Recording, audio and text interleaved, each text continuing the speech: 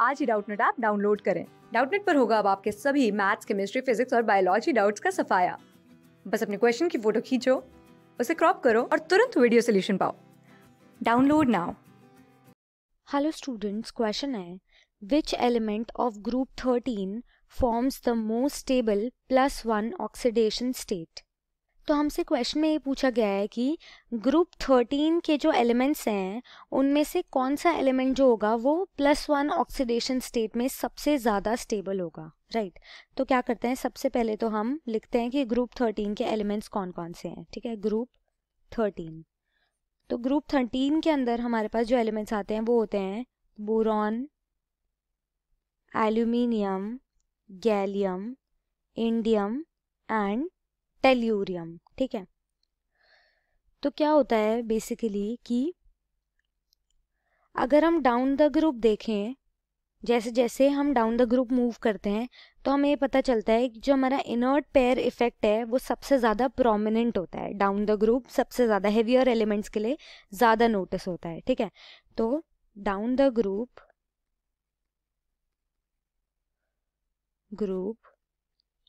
Inert pair effect is prominent. ठीक है, prominent, right. अब हम पहले बात करते हैं कि ये जो इनर्ट पेयर इफेक्ट है ये होता क्या है। तो बेसिकली जब भी पुअर शील्डिंग इफेक्ट होता है डी और एफ ऑर्बिटल्स में के लिए, जब पुअर शील्डिंग होता है जैसे ही हम डाउन द ग्रुप मूव करते हैं, क्योंकि नंबर ऑफ शेल्स बहुत बढ़ जाते हैं तो शील्डिंग जो है हमारे पास आउटर मोस्ट शेल तक जाते जाते बहुत कम हो जाती है, पुअर हो जाती है। ठीक है, तो इसकी वजह से जो इफेक्ट प्रोड्यूस होता है वो होता है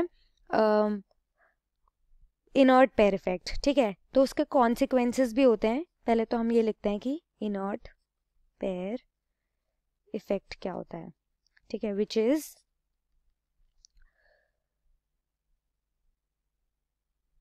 द पुअर शील्डिंग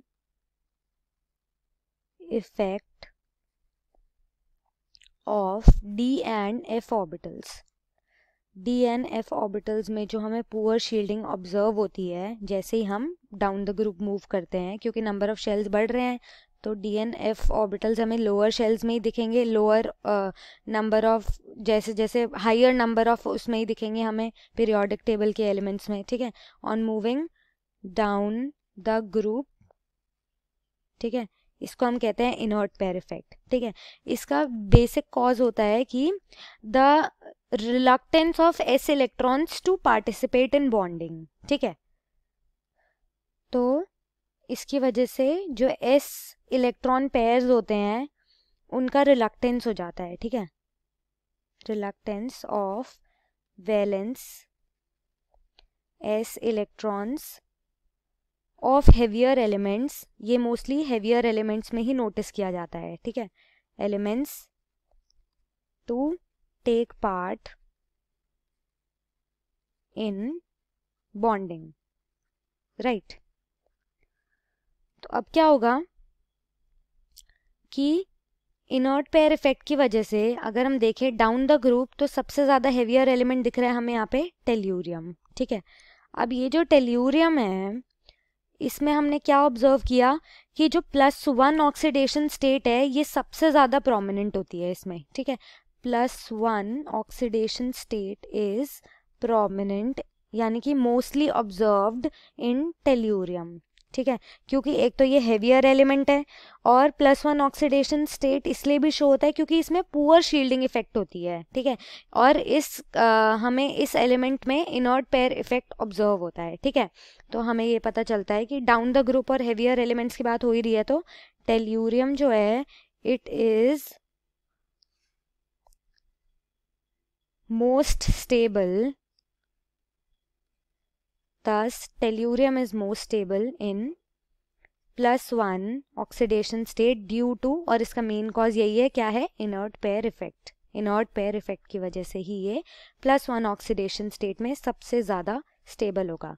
तो जो हमारा करेक्ट आंसर होगा वो होगा tellurium, right. Thank you. Class 6 से 12 से लेके नीट, IIT, JEE मेंस और एडवांस के लेवल तक 10 मिलियन से ज़्यादा स्टूडेंट्स का भरोसा। आज ही डाउनलोड करें डाउटनेट ऐप या व्हाट्सएप कीजिए अपने डाउट्स 8400 400 400 पर।